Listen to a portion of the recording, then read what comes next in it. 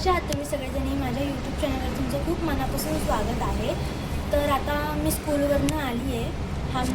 आमचे half day चालू आहेत.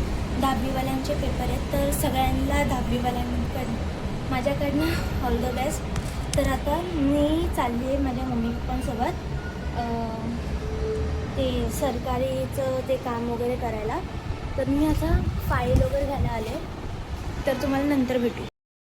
गाईज आम्ही लोक निघालो आहे, पण इथं एवढी ट्रॅफिक आहे ना, तर आम्हाला पोचायलाच 1.5 तास लागू शकतो. आणि इथं खूप ट्रॅफिक असते आणि दररोजचंच येते नाटक.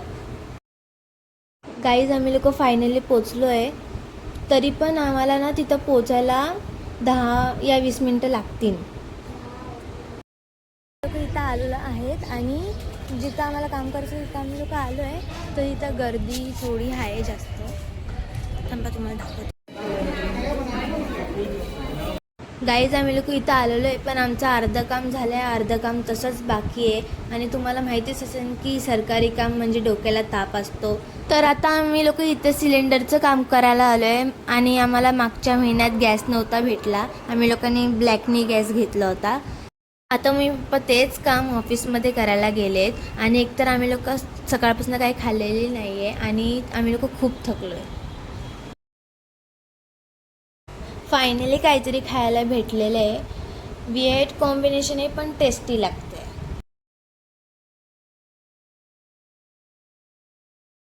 गाईस तुम्ही आता माझ्या दिदीचं स्वप्न आहे का ती माझ्या मम्मीला सांगते. असे विचित्र स्वप्न फक्त माझ्या दिदीलाच पडू शकतात. म्हटलाच मी ना अशी झोपलेली इकडं आता. तर ना मला स्वप्न काय पडलंय, मी आईच्या घरी गेले. तुम्हाला लोकांना गावाला जायचंय. मी आईच्या घरी गेलेली आणि 28 तारखेला गेलो. आणि माझा बड्डे त्याच टायमिंगला ना 29 तारखेला. तर ना मी 28 तारखेच्या रात्री झोपली आहे. हां, डायरेक्ट दुसऱ्या दिवशी मी दुसऱ्या रात्री 11ला उठले. माझ्या बड्डेला फक्त 1च तास होता. मला कोणी उठवलं पण नाही. सासऱ्यात मी मम्मीला स्वप्न सांगते ना.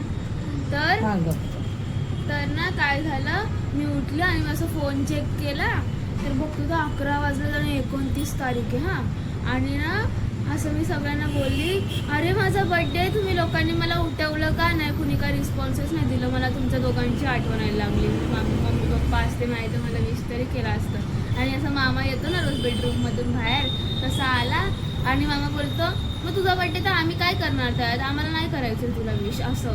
आणि माहिती आहे भाई, मी एवढी सारी रडली. मग मी तुम्हाला फोन केला. एवढी सारी रडली आणि मग तुम्हाला मी फोन केला. आणि ना मग तुला मी सांगितलं, मम्मा मला कुणी विशच नाही केलं, तर तू पण काय बोलली. आणि अचानक वेगळंच स्वप्न झालं. अचानक एक जंगल आलं, त्याच्यामध्ये बाबा होते. बाबा काहीतरी करत होते आणि आपली गाडी होती आणि बाबा डायरेक्ट गाडीमध्ये झोपून गेले. आणि आपल्या घराच्या खिडकीतून मी त्या जंगलामधून डायरेक्ट खिडकीमध्ये आली. आणि खरंच असं स्वप्न पडलं. मी खिडकीमध्ये आली आणि मी तुला सांगते, बघ बाबा तिथं कसे झोपले, ऐकतच नाही माझं. आणि तेवढ्यात हिने मला आवाज दिला, दीदी उठ असं.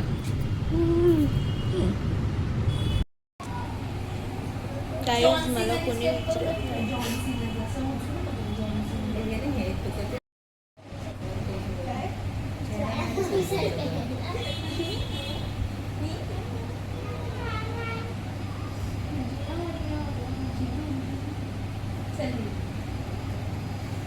या दोघींना बघा कसे मस्त त्यांच्या दोघींचं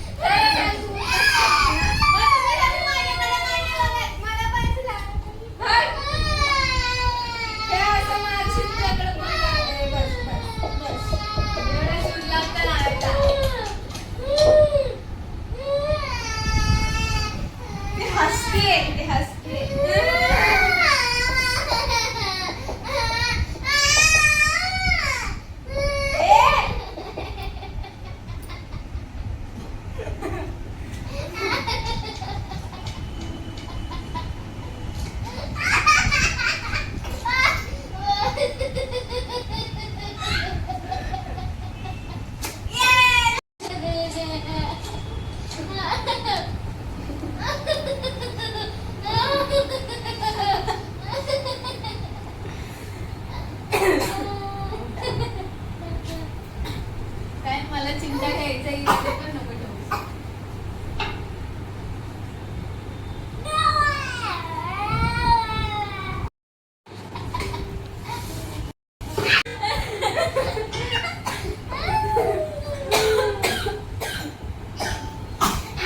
ए, उठ ना बाई.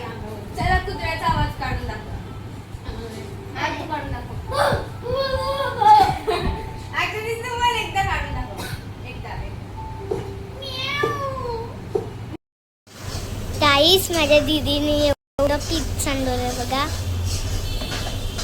नाही गाईज, मी पीठ नाही सांडवलंय म्हणजे ते माझ्याकडनं थोडंसं पडलं. हिने मला धक्का दिला, माझ्या छोट्या बहिणीने मला धक्का दिला. मी पीठ नाही सांडवलं. हे म्हणजे माझं जे करामती आहे, छोट्या बहिणीची करामती आहे. गाईज आम्ही लोक आता स्टेशनरीमध्ये आलो आहे प्रिंटआउट काढायला. माझं प्रोजेक्ट बनवायचं आहे, त्यासाठी आम्ही लोक प्रिंटआउट काढायला आलो आहे. गाईज माझी दीदी फक्त मला म्हणजे व्हिडिओ माझा काढते, पण मला मदत एक सेकंड पण नाही. मला मी सुद्धा व्हिडिओ काढते, पण तो बॉटल मी उचलणार नाही.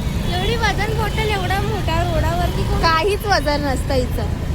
आणि काय तर आम्हाला पोलीस बनायचं है. रोड क्रॉस कर पाहिजे. एक उंगली से बॉटल दिखाऊंगी मैं तेरे को. उचलून दाखव. चल एका बोटावर बॉटल उचलून दाखव. कसं इथलं गं? थांब ना, पुढे जाऊन उचलते. तिथे जर रोड आहे ना, ॲक्सिडेंट वगैरे झाल्यावर